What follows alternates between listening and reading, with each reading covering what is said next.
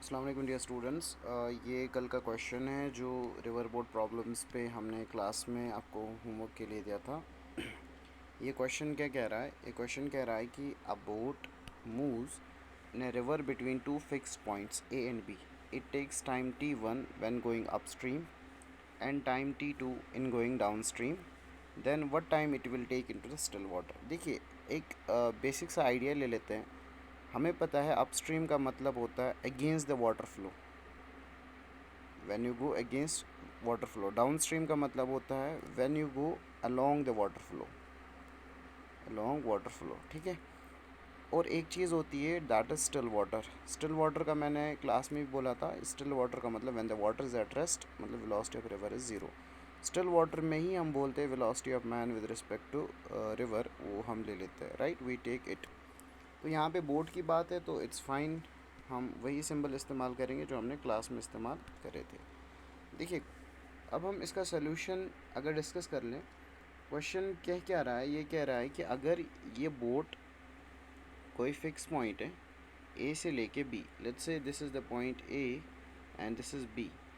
अब अगर ये अपस्ट्रीम जा रहा है, फ्लो इधर हो रहा है वाटर का, और ये बोट इधर जा रही है। अब इस टाइम पे अगर लग रहा है टाइम t1, और अगर यही बोट डाउन स्ट्रीम जा रही है, लाइक वेलोसिटी ऑफ रिवर भी इधर ही है और बोट भी इधर ही जा रही है, तब लग रहा है टाइम t2। अब ये क्वेश्चन पूछ रहा है, अब अगर यही स्टिल वाटर होगा, स्टिल वाटर के केस में कितना टाइम लगेगा इन टर्म्स ऑफ दिस। कोई न्यूमेरिकल वैल्यूज़ नहीं गिवन है, बहुत स्टैंडर्ड क्वेश्चन है हमारा। तो ये टी बताइए। देखिए, मैं मान लेता हूँ इस टाइम को, इस डिस्टेंस को मैं मान लेता हूँ, मान लेते ए से बी डी। तो हमें पता है स्टिल वाटर के लिए we define nothing but velocity of man with respect to river, या एम आर बोल दो, या velocity of boat with respect to river बोल दो। तो मैं लिखूँगा for still water, for still water time is equal to distance D divided by V M R, ठीक है। This is what we have to calculate. ये तो है velocity in still water. Now पहला केस है, ये है अपस्ट्रीम वाला। ये दूसरा केस है डाउन स्ट्रीम। डाउन स्ट्रीम का मतलब मैंने यहाँ पे लिखा हुआ है। तो let's take for the first case t1, time taken in the upstream. तो हमें पता है that is the same distance d divided by V M. किसके बराबर होगा? देखिए, हमने क्लास में डिस्कस किया हुआ है V M is equal to V M R plus V R when it is downstream. velocity of man is equal to velocity of mr minus vr when it is upstream, ठीक है, we know this. तो पहला case है upstream के लिए, for short form में लिख देते हैं for upstream it is D divided by V M R minus V R, ठीक है। फॉर डाउन स्ट्रीम अगर मैं डिफाइन कर दूँ, for downstream let's say time t2, वो किसके बराबर आ जाएगा? D divided by V M R plus V R, fine. तो अब इसी को इक्वेशन को, इन्हीं इक्वेशंस को सॉल्व करते हैं। Let's take this as equation number 1 and equation number 2।